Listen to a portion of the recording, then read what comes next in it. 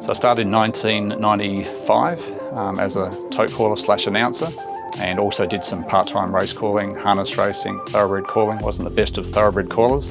And then probably 10 years after that, I started getting into greyhound race calling. I called my first Perth Cup in 2007 and have been calling at Cannington, Northern Mandurah since then. I also enjoy coming into TABradio and working in here as an announcer, which is what I started off with the TAB and now Racing and Wagering WA so many years ago, working with so many people that have become friends over a long period of time. We've got a good working relationship.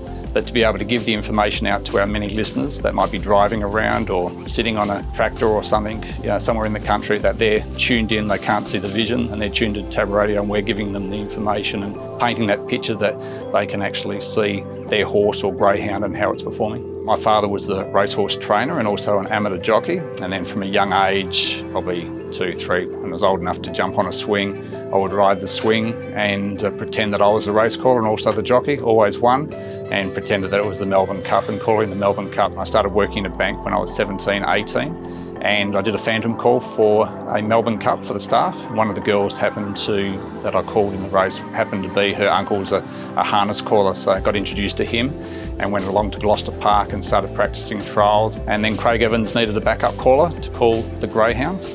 So I decided that I would try for the first 3 months. Because the greyhounds went so quick, I'd get to the first corner and then just stop because I couldn't call it. And then eventually it clicked, and read a book of being able to visualise. So visualised the greyhounds coming out of the boxes, and I imagined that they were a lot larger than what they were and going in slow motion.